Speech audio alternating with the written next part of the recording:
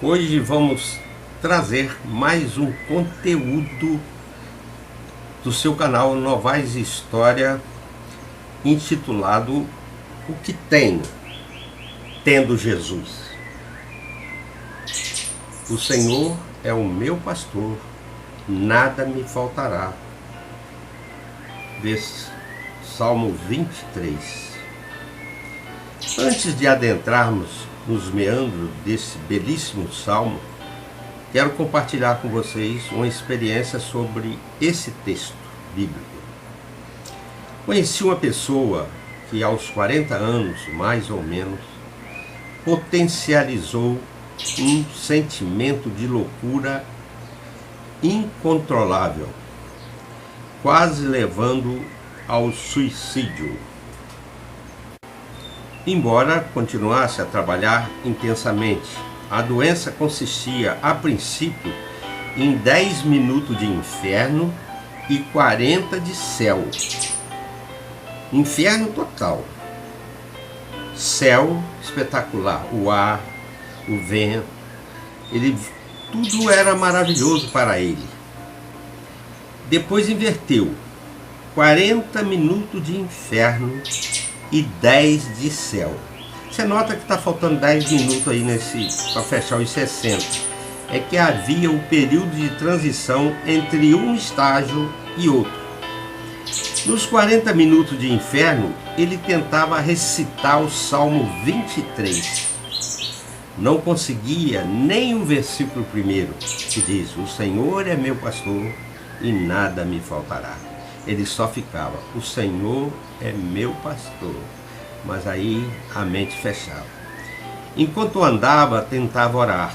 Não conseguia. No ápice da loucura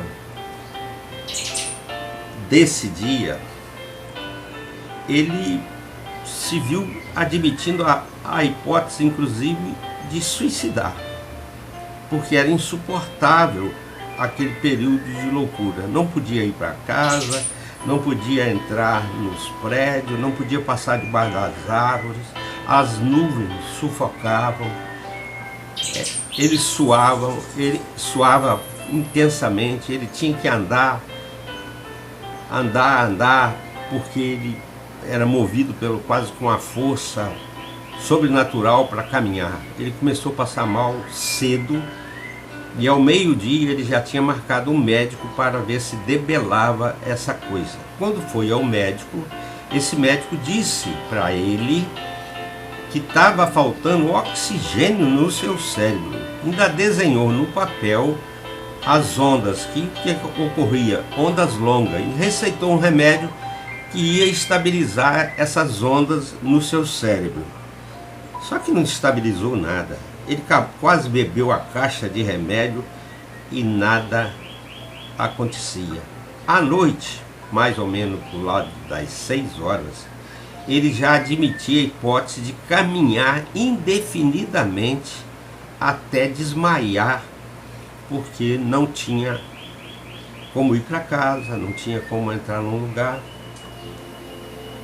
Então, ele lembrou que devia um valor a uma pessoa e falou: tem que pagar antes, porque se eu sumir, eu não sei o que vai acontecer comigo, então eu vou lá pagar.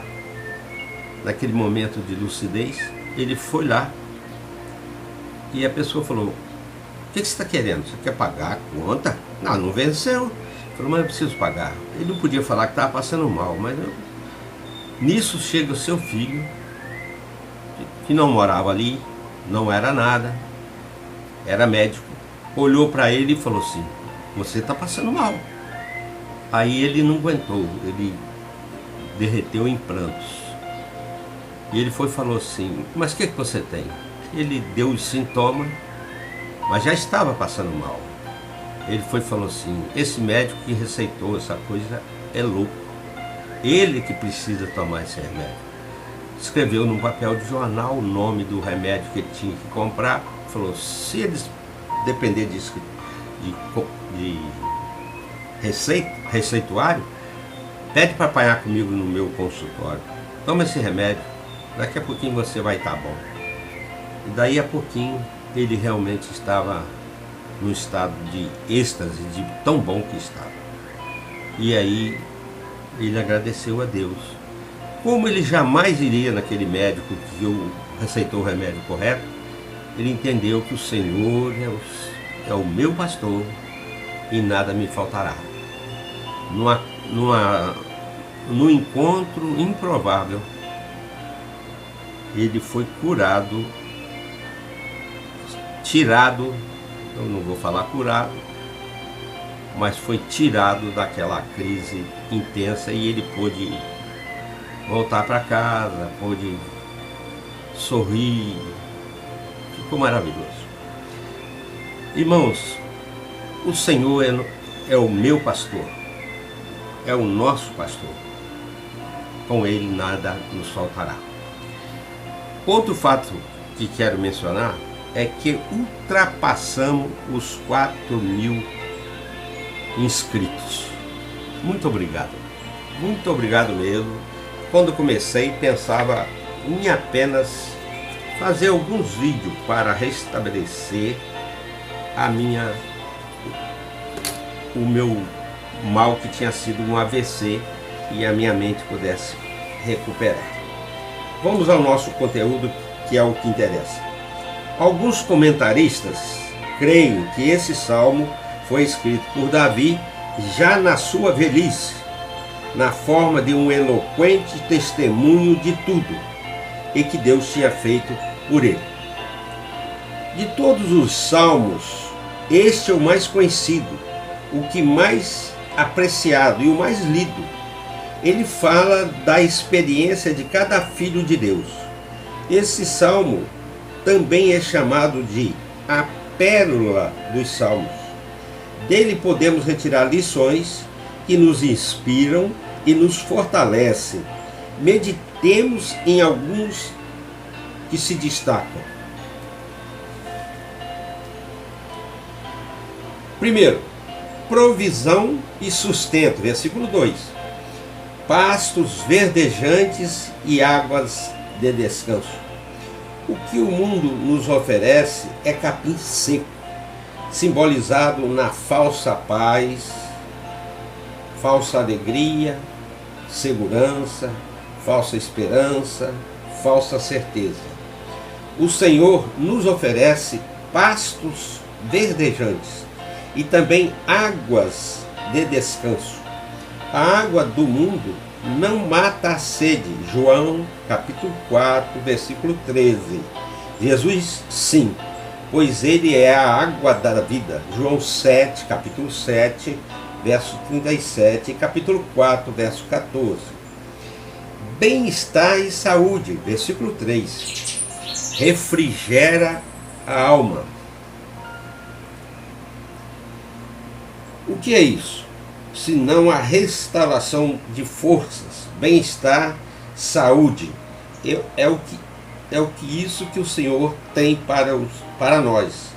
Isaías 40, 28, 30. Lemos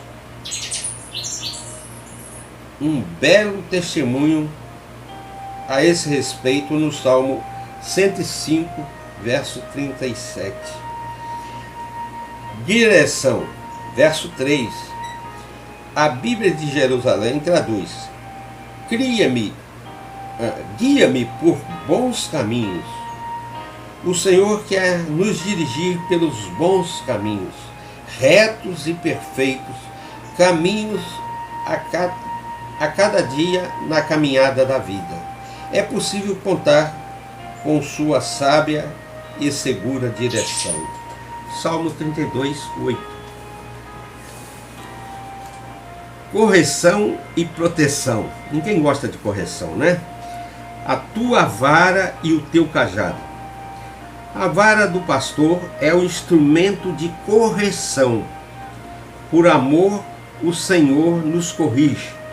Hebreus, capítulo 12, versículo 6. O cajado, que a gente nem sabe para que significa, né? Mas o cajado, este é um instrumento de proteção. Que segurança estamos debaixo do cajado do pastor. João 10, 28. Capítulo 10, verso 28. Esse cajado o pastor usava para tirar as ovelhas do buraco, defender contra os animais que atacavam o rebanho. É assim Deus cuida de nós. É assim que Davi via. Força e poder. O Senhor nos unge a cada dia com óleo fresco.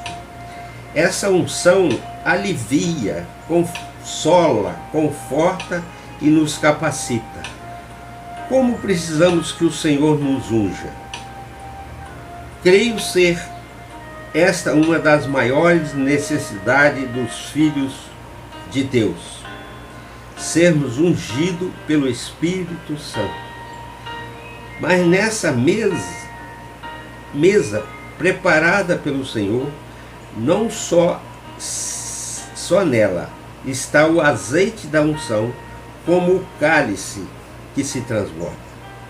Deus quer dizer que nossas vidas sejam vitoriosas e abundantes, que os nossos cálices transbordem. Intimidade e comunhão. Habitarei na casa do Senhor para todo sempre. Jesus nos referiu à casa do Senhor, à casa do Pai, em João 14, de 1 a 3. Habitarei na casa. Jesus não disse passar pela casa, visitar a casa, mas sim estar na casa e morar nela. Entendemos que habitar dá ideia de intimidade. Só moram na casa os membros da família, os que vivem em intimidade. A outra ideia que o texto sugere é de comunhão.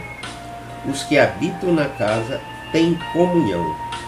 Deus nos quer na mais íntima e perfeita comunhão com o Senhor. Quando tenho Jesus, Cristo, como o meu pastor, tenho tudo, porque Ele é tudo. E eu pergunto, você já tem esse Jesus como pastor, único pastor da sua vida? Porque Ele tem tudo, é o único que tem. Que Deus nos abençoe. Amém.